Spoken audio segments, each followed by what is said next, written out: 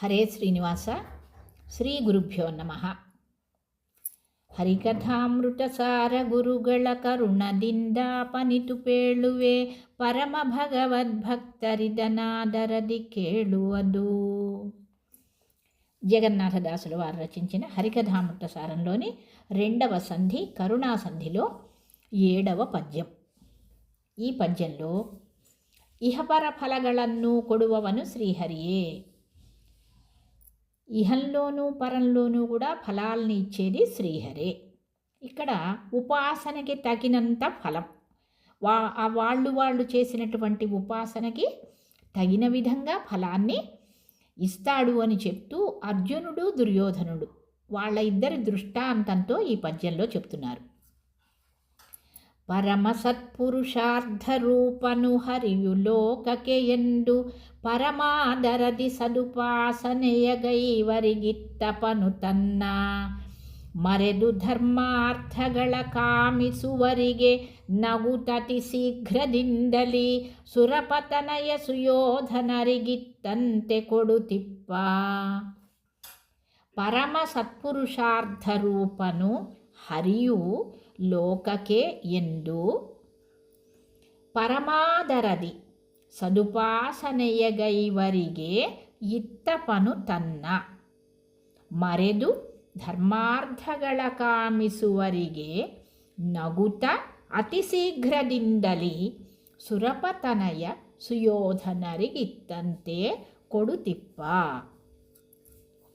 పరమ సత్పురుషార్థ అంటే మోక్షం. పురుషార్థాలు 4, ధర్మ అర్థ కామ మోక్షాలు. అందులో ముఖ్యమైనటువంటిది ప్రధాన పురుషార్థం పరమ సత్పురుషార్థం మోక్షం. ఇత్తపను అంటే కొడువను ఇస్తాడు. సురప ఇంద్ర, సుర అంటే దేవతలు, ప అంటే పాలకుడు. దేవతలని పాలించేటువంటి రాజు ఎవరు? ఇంద్ర. సురప ఇంద్ర. సురప తనయ అన్నారు ఇక్కడ. సురప తనయ అంటే ఇంద్రాంశతో జన్మించినవాడు అర్జునుడు కాబట్టి ఇంద్రావతారి అర్జునుడు కాబట్టి సురప తనయ. సురప అంటే ఇంద్ర, తనయ అంటే పుత్రుడు మగ. పరమ సత్పురుషార్థ రూపను హరియు లోకకే ఎందు. ఈ లోకంలో జనులందరికీ కూడా ఉపాసన చేయడానికి పరమ సత్పురుషార్థ రూపమైనటువంటి వాడు ఎవరు? హరియు. పరమ సత్పురుషార్థ మోక్షాన్ని ఇవ్వగలిగేటువంటి పరమాత్మ అని నమ్మి ఈ లోకంలో ఉన్నవాళ్ళు ఎవరైతే నిష్కామ్యంగా ಯಾರು ಹರಿಯನ್ನು ನಿಷ್ಕಾಮನೆಯಿಂದ ಉಪಾಸನ ಮಾಡಿ ಹರಿಯೇ మోక్ష నియామక ಎಂದು ತಿಳಿಯುವರೋ, ఎవరైతే ఈ లోకంలోని వాళ్ళు భగవంతుడు ఆ శ్రీహరియే సాక్షాత్తు మోక్షప్రదాత, పరమ సత్పురుషార్థమైనటువంటి మోక్షాన్ని ఇవ్వగలిగేటువంటి వాడు ఆ హరి అని నమ్మి నిష్కామ్యంగా ఏ కామన లేకుండా భగవంతుని యొక్క ప్రీతి, విష్ణు ప్రేరణయ విష్ణు ప్రీత్యర్థం అంటూ కర్మల్ని చేస్తూ భగవంతుడికి సమర్పణ చేస్తూ నిష్కామ్యంగా భగవంతుణ్ణి ఎవరైతే ఉపాసన చేస్తారో, ఆ విధంగా ఎవరైతే తెలుసుకుంటారో వాళ్ళకి అవరికి తన్నన్నే అర్జునుడికి కొట్టంతే కొడువను. అర్జునుడికి ఇచ్చిన విధంగా తనని తానే ఇస్తాడు అర్జునుడికి ఇచ్చినట్టు. మరెదు అట్లా కాకుండా మరెదు ಧರ್ಮಾರ್ಥಗಳ ಕಾಮಿಸುವರಿಗೆ ನಗುತ್ತಾ ಅತಿ ಶೀಘ್ರದಿಂದಲೇ ಸುರಪತನಯ ಸುಯೋಧನರಿಗಿತ್ತಂತೆ కొడుతిప్ప అంటున్నారు. ಇದನ್ನು మరెతు, ఈ విషయాన్ని మర్చిపోయి పరమ సత్పురుషార్థ రూప హరి అని అనుకోకుండా ಇದನ್ನು మర్చిపోయి లౌకిక పదార్థಗಳನ್ನು ಯಾರು ಬಯಸುವರೋ, ఎవరైతే ఈ ఇహలోకంలో ఉండేటువంటి కోరికలు లౌకికమైనటువంటి పదార్థాలని ఎవరైతే కోరుకుంటారో అవರಿಗೆ నగుత్తా అంటే నవ్వుతూ మోక్షక్కింత బేగనే దుర్యోధనునికి కొట్టంతే కొడువను. మోక్షానికంటే ముందుగానే, మోక్షం అంటే చాలా వెయిట్ చెయ్యాలి, చాలా ఎన్నో పరీక్షలు ఎదుర్కోవాలి. చాలా సహనంతో ఉపాసన చెయ్యాలి. కానీ ఇహ ఇహలోకంలో ఉండేటువంటి లౌకికమైనటువంటి పదార్థాలని కోరుకునే వాళ్ళకిట చాలా శీఘ్రంగా ఇచ్చేస్తాడట. నగుతా, ఆ నగుతా అంటే నవ్వుతూ, భక్తులైన వాళ్ళకి ప్రీతితో నా భక్తుడు అంటూ నవ్వుతూ ఉంటాడు. అదే అభక్తులైనటువంటి వాళ్ళకి వాళ్ళ యొక్క అవివేకానికి అపహాస్యంగా నవ్వుతాట. అలా నవ్వుతా మోక్షక్కింత బేగనే దుర్యోధనుడికి కొట్టంతే కొడువను. దుర్యోధనుడికి ఇచ్చాడు కదా, సైన్యం కావాలన్నాడు దుర్యోధనుడు. అర్జునుడు ఏమన్నాడు, నాకు నీ సైన్యం వద్దు కృష్ణ, నువ్వే నాకు కావాలి అన్నాడు. ఆ విధంగా భగవంతుణ్ణి కోరుకున్న వాళ్ళు నిష్కామ్యంగా స్వామి ఆయనే మోక్షాన్ని ఇచ్చేవాడు అని ఉపాసన చేస్తే తన్నన్నే కొడువను. విశేషమైనటువంటి అంశాలు ఏంటంటే ఇందులో పురుషార్థాలు 4: ಧರ್ಮ, ಅರ್ಥ, ಕಾಮ, ಮೋಕ್ಷ. ಇದರಲ್ಲಿ ಬಹಳ ಶ್ರೇಷ್ಠವಾದದ್ದು ಮೋಕ್ಷ. ಈ 4 పురుషార్థాలలోనూ ಶ್ರೇಷ್ಠమైనది, ಪ್ರಧಾನమైనది ಮೋಕ್ಷಂ. ಇಂದ್ರನ ಅವತಾರಿಯಾಗಿ ಮಗನು ಎನಿಸಿದ ಅರ್ಜುನ ಹಾಗೂ ದುರ್ಯೋಧನ ಕೃಷ್ಣನ ಹತ್ತಿರ ಯುದ್ಧದ ಸಹಾಯ ಕೇಳಿದಾಗ ಒಂದೆಡೆ ತನ್ನ ಅಕ್ಷೌಹಿಣಿ ಸೈನ್ಯ, ಇನ್ನೊಂದೆಡೆ ತಾನು ಆರಿಸಿಕೊಳ್ಳಿ ಎಂದ. ದೇವರನ್ನು ಬಿಟ್ಟು ಸೈನ್ಯ ಆರಿಸಿದ ದುರ್ಯೋಧನ ಸೋತ, ಸತ್ತ. ಏನೂ ಬೇಡ, ನೀನು ಕೃಷ್ಣ, ನಿನ್ನ ಅನುಗ್ರಹ ಬೇಕು ಎಂದು ప్రార్థిಸಿದ అర్జున గెద్ద, బతుకిద. అంటే ఇక్కడ ఏం చెప్తున్నారంటే, ఇంద్రావతారి, ఇంద్రుని పుత్రుడు అయినటువంటి అనిపించుకునే అర్జునుడు మరియు దుర్యోధనుడు కూడా యుద్ధం ఇంకా జరుగుతుంది అన్నప్పుడు యుద్ధానికి సహాయం చెయ్యమని అడగటానికి కృష్ణుడి దగ్గరికి వచ్చారు. ఇద్దరూ కూడా సహాయం అడగటానికి ఇద్దరూ కోరుకున్నారు. చెప్పాడు కృష్ణుడు, ఒకవైపున నా యొక్క అక్షౌహిణి సైన్యం ఉంటుంది, ఇంకొక వైపు నేనుంటాను, మీరే ఎంచుకోండి ఎవరు కావాలో, సైన్యం ఎవరికి కావాలో, నేనెవరికి కావాలో అన్నాడు కృష్ణుడు. ఆరిసికొళ్ళి ఎండ, మీరే సెలెక్ట్ చేసుకోండి అన్నాడు. దుర్యోధనుడు ఏమన్నాడు, దేవరన్ను బిట్టు సైన్య ఆరిసిద దుర్యోధన సోత, సత్త. నాకు సైన్యమే కావాలి, ఆ సైన్యమే కావాలి, నువ్వు ఒక్కడివి కాదు, నీ సైన్యం చాలా అక్షౌహిణి సైన్యం నాకు కావాలి అని అడిగితే సరే సైన్యాన్ని తీసుకో అన్నాడు. సైన్యాన్ని తీసుకున్నటువంటి దుర్యోధనుడు ఏం చేశాడు, ఓడిపోయాడు, మరణించాడు యుద్ధంలో. ಏನೂ ಬೇಡ, ಅರ್ಜುನುಡೇಮನ್ನಾಡು, ಏನೂ ಬೇಡ, ನೀನು ನಿನ್ನ ಅನುಗ್ರಹ ಬೇಕು ಎಂದು ಪ್ರಾರ್ಥಿಸಿದ. కృష్ణ, నువ్వు నీ యొక్క అనుగ్రహమే నాకు కావాలి, నీ సైన్యం కాదు అని అడిగాడు. అర్జునుడు చక్కగా గెలిచాడు, చివరి వరకు ఉన్నాడు, రాజ్యం పరిపాలన చేశారు ಪಾಂಡవులంతా కూడా. మోక్షವನ್ನು నిదానವಾಗಿ పరీక్షిಸಿಕೊಡುವ, మోక్షం కోరుకునేటువంటి వాళ్ళకి, మోక్షం కోసం ప్రయత్నించి సాధన చేసే వాళ్ళకి నిదానంగా చాలా పరీక్షించి, చాలా అనేక రకాల కష్టాలు అన్నీ కూడా ఎదుర్కొంటూ వాళ్ళు సాధన చేస్తారు. నిదానంగా పరీక్ష చేసి మరీ ఇస్తాడు. ಆದರೆ శాశ్వతంగా శాశ్వతವಾಗಿ ఉడిಸುವ, ఆ మోక్షం అనేది శాశ్వతమైనటువంటి సుఖం, ఇంకా మళ్ళీ తిరిగి రావటం ఉండదు, అలాంటి సుఖంలోనే ఉంటారు. అలాంటిది శాశ్వతమైనటువంటి సుఖము కొంచెం నిదానంగా దొరుకుతుంది. ಆದರೆ ಐಹಿಕಗಳನ್ನು ಬೇಗನೆ ದಯನೀಯ ನಗುವಿನಿಂದ ಕೊಡುವ, ఐహికమైనటువంటి లౌకికమైనటువంటి భోగాల్ని కోరుకునేటువంటి వాళ్ళకి వెంటనే దొరికిపోతాయి. చాలా నగుతా కొడువా అంటే వాళ్ళ అవివేకానికి, అజ్ఞానానికి నవ్వుకుంటూ వెంటనే ఇచ్చేస్తట పరమాత్మ. స్వల్ప దినದಲ್ಲಿ కసిదుకొళ్ళువ, అది అశాశ్వతమైంది, చాలా అల్పకాలమే ఉంటుంది, అది మళ్ళీ లాగేసుకుంటాడు.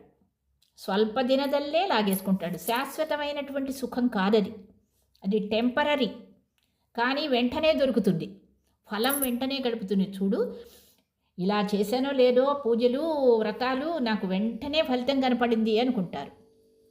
కామ్య ఫలాపేక్షతో వేరే వేరే దేవతల్ని పూజిస్తూ కామ్యఫలాపేక్షతో ఉపాసన చేస్తూ వెంటనే నాకు ఇగో గుణం కనిపించేసింది, నాకు లాభం వచ్చేసింది, అది ఇదే అనుకుంటూ ఉంటారు. అది అజ్ఞానంతో. అదే చెప్తున్నాడు పరమాత్మ, నగునగుతా ಬೇಗನೆ ಕೊಡುವ. ಯಾವ ಪುರುಷಾರ್ಥ ಬೇಡ, చతుర్విధ పురుషార్థనే దేవరు ఎన్నువరు ఏకాంత భక్తరు. భక్తుల్లో మళ్ళీ 2 రకాలట. యావ పురుషార్థ, నాకు 4 పురుషార్థాలున్నాయి, పురుషార్థాలే వద్దు, నాకు అసలు దేవుడే కావాలి అనుకుంటారట ఏకాంత భక్తరు. మోక్షం కూడా కోరుకోరు వాళ్ళు, భగవంతుడే కావాలి, భగవంతుని అనుగ్రహమే కావాలి అంటారు. దేవరింద మోక్ష ఎన్నువరు అనేకాంత భక్తరు. భగవంతుణ్ణి మోక్షం కోసం నేను భగవంతుణ్ణి ఆరాధిస్తాను అంటారు వాళ్ళు అనేకాంత భక్తరు. నాకు మోక్షం కూడా వద్దు, దేవుడే కావాలి అనేవాళ్ళు ఏకాంత భక్తులు. ఇలా 2 రకాలు, ఇద్దరు భక్తులే. తర్వాత ಅರ್ಧಕ್ಕಾಗಿ ಮಾಡುವ ಧರ್ಮ ಅಂದರೆ సకామ ధర్మమను బయసదే.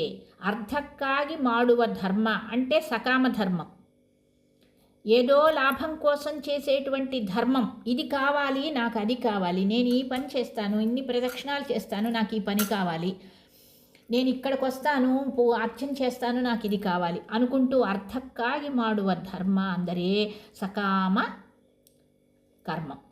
ಧರ್ಮವನ್ನು ಬಯಸದೆ ಮೋಕ್ಷಕ್ಕಾಗಿ ಮಾಡುವ ನಿಷ್ಕಾಮ ಧರ್ಮ. ಧರ್ಮವನ್ನು ಬಯಸದೆ ಮೋಕ್ಷಕ್ಕಾಗಿ ಮಾಡುವನು ನಿಷ್ಕಾಮ ಧರ್ಮ. మోక్షక్కాగి ಮಾಡುವ, ఏమీ బయసదే, ఏది కోరుకోకుండా మోక్షం కోసమే చేసేటువంటిది నిష్కామ ధర్మం. అది పరమధర్మం. ఇది కావాలి, అది కావాలి, ఏది వద్దు, నేను మోక్షం భగవంతుని యొక్క సన్నిధానానికే నేను వెళ్ళటానికే నేను ప్రయత్నిస్తాను అనుకుంటూ అన్నీ కూడా భగవత్ ప్రీతి కోసం, విష్ణు ప్రేరణయ విష్ణు ప్రీత్యర్థం అంటూ చేసేటువంటిది అది ధర్మము, అది నిష్కామ ధర్మము, అది పరమధర్మం. ಅದನ್ನು ಬಯಸಿ ಆಚರಿಸಬೇಕು, ಆ ವಿಧಂగా ಆಚరించాలి. ಮಹಾಭಾರತದ ಪ್ರಕಾರ ಧರ್ಮ ಅಂದರೆ ನಿಷ್ಕಾಮ ಕರ್ಮ. ధర్మ, అర్థ, కామ, మోక్ష ఈ 4ంటిలో ధర్మం అంటే నిష్కామ కర్మ. మహాభారతం ఏమని చెప్తోందంటే ధర్మం అంటే మొదటిదైనటువంటి పురుషార్థాలలో ధర్మం అంటే నిష్కామ కర్మయే ధర్మం. ఇక 2వది అర్థ అంటే జ్ఞానం. 3వది కామ, ధర్మ, అర్థ, కామ. 3వదైన కామ అంటే దేవర నిర్మాల్య, ఆ భగవంతుని నిర్మాల్యాన్ని కోరుకోవటం కామ. ಇವುಗಳನ್ನು ದೇವರಲ್ಲಿ ಬೇಡಿ ತದ್ವಾರಾ ಮೋಕ್ಷವನ್ನು ಸಾಧಿಸಬೇಕು. భగవంతుణ్ణి ఈ 4 ధర్మాల్ని, నిష్కామకర్మ, జ్ఞానము, భగవంతుని నిర్మాల్యాన్నే ఎప్పుడు కోరుకోవటం, ఇలాంటివన్నీ ఆచరిస్తూ ఆ 3ంటి ద్వారా మోక్షాన్ని సాధించాలి. అప్పుడు 4 పురుషార్థాలు అని మహాభారతం చెప్తోంది. ಹರಿಯನ್ನು ಮರೆತು ಧರ್ಮವನ್ನು ಕೇಳಿದರೂ ಶಿಕ್ಷೆ ತಪ್ಪದು. ಹರಿಯನ್ನು ಸ್ಮರಿಸಿ ಅರ್ಥಕಾಮ ಬೇಡಿದರೆ హరి అనుగ్రహవాగుವುದು. ఇంకొకటి ఏంటంటే హరియన్ను మరిటు, భగవంతుణ్ణి స్మరించకుండా ధర్మాన్ని చేస్తున్నా కూడా శిక్ష తప్పదు. భగవంతుని యొక్క స్మరణ ఉండాలి. భగవంతుణ్ణి స్మరిస్తూ హరియన్ను స్మరిసి అర్థకామాల్ని వేడుకున్నా కూడా హరి అనుగ్రహం అవుతుందట. భగవంతుణ్ణి వేడుకుంటూ స్మరించుకుంటూ ఎప్పుడు ఆ స్మరణ లేకుండా ఏం చేసినా కూడా వ్యర్థమే.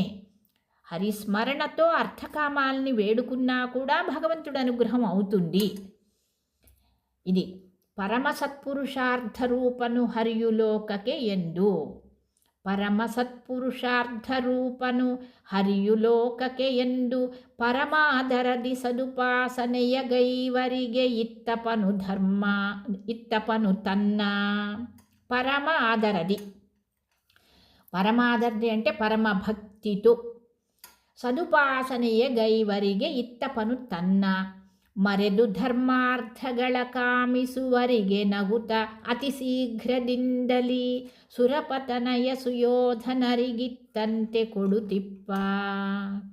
సురపతనయ సుయోధన వాళ్ళ ఇద్దరికీ ఇచ్చినట్లుగా లౌకికమైనటువంటిది దుర్యోధనుడికి, తననే కోరుకున్నటువంటి అర్జునుడికి ఏ విధంగా అయితే ఇచ్చాడో అలాగే కామ్యకర్మలు నిష్కామ్యకర్మలు రెండు విధాలు, భగవంతుణ్ణే కోరుకోవటం, భగవంతుడే కావాలి అంటే ఏకాంత భక్తి అనేకాంత భక్తి రెండు రకాలు, ఇన్ని రకాలు చెప్తూ ఈ నుడిలో జగన్నాథదాసుల వారు ఏ ఫలాలు కోరుకున్నా, ఇహం కోరుకున్నా భగవంతుడే ఇవ్వాలి, పరం కోరుకున్నా కూడా భగవంతుడే ఇవ్వాలి. ఏ విధంగా ఇస్తాడు అంటే వాళ్ళ యోగ్యతకి తగిన విధంగా ఇస్తాడు. 6వ నుడిలో చెప్పినట్లుగా ఆ మనస్సులో ఉండి మనద వృత్తుల్ని ప్రకారము ఎట్లా ఇస్తాడో అలాగే ఈ ఉపాసనకి తగినట్లుగా భగవంతుడు వాళ్ళ యొక్క కోరికల్ని తీరుస్తాడు అంటూ ಹರಿಕಥಾಮೃತಸಾರ ಗುರುಗಳ ಕರುಣದಿಂದಾಪನಿತು ಪೇಳುವೆ ಪರಮ ಭಗವದ್ಭಕ್ತರಿದನಾದರದಿ ಕೇಳುವುದು. ಶ್ರೀ ಗುರುಮಧ್ವ ಅಂತರ್ಗತ ಶ್ರೀಕೃಷ್ಣ ಅರ್ಪಣಮಸ್ತು.